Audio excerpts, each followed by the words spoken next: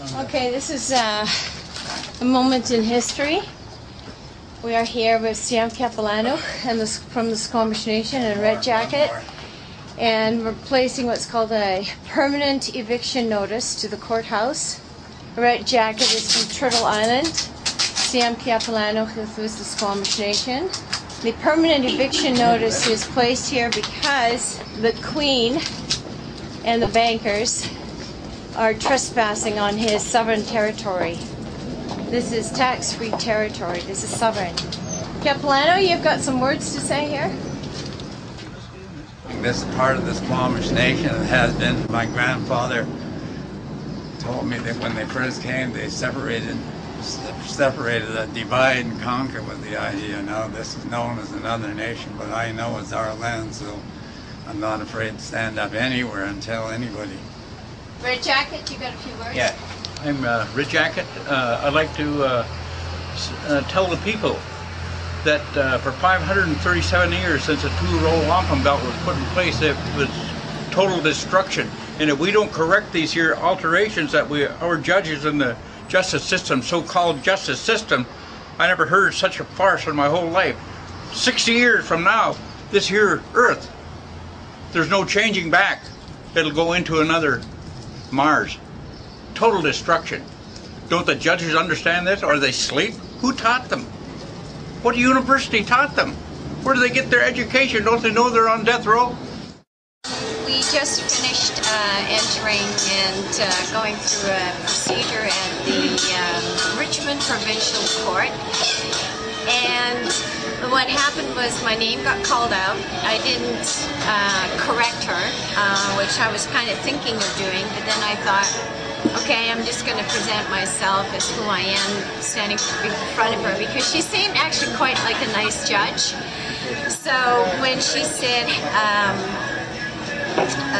when I stepped up to the mic, I said I claim common law jurisdiction. She right away rattled off all the charges and wanted to ignore that statement. And then she asked me, how do I plead? And I said, I do not consent, and I waive the benefit.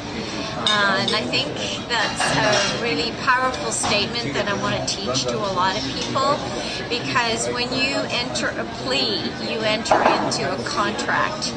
Whether it's guilty or not guilty, it is their way of saying you have understood the jurisdiction that they want you to respond with.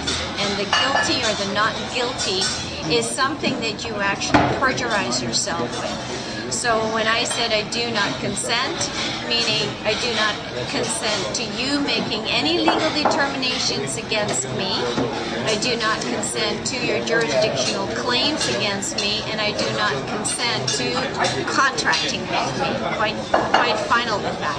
And because I had claimed common law jurisdiction at the beginning of my statement to the judge, she realized that I knew what I was doing, and she dismissed the case right away. So I'm really, really pleased with the outcome. After that, I actually met up with Paul Gibson in the lobby of the provincial court, and went up to him and shook his hand, and he said, and yeah, you are? And I said, oh, Irene Gravenhorst, and I told him that they dismissed the case, and he went, oh, too bad.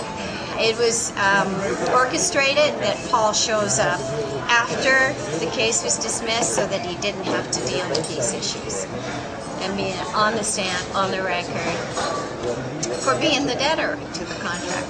Oh, and I have to tell you that it's going to cost $3 billion. It's fine, ma'am. Okay, thank you. My whole thing is not to be angry at Paul. I know that somebody initiated that particular call on the charges, and they were hoping that I don't show up.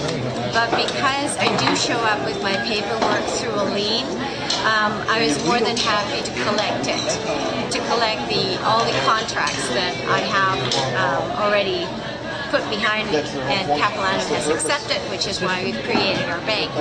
One of the reasons why I wanted to evict the courthouse is because we need a bank.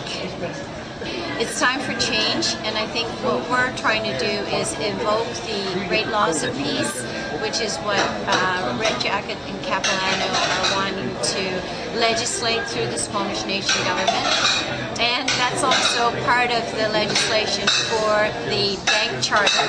And the bank charter is to help people get out of these economic difficulties and give them a boost to become financially responsible and to stop wasting and to minimize and not be materialists the way that the powers of be are, and to start loving each other and start hugging each other more and to support each other on this journey of sovereignty, and just to be in your alignment with your chakras and your spirit, and just to be who you are. And I think everybody here is beautiful. So I'm really grateful. Thank you.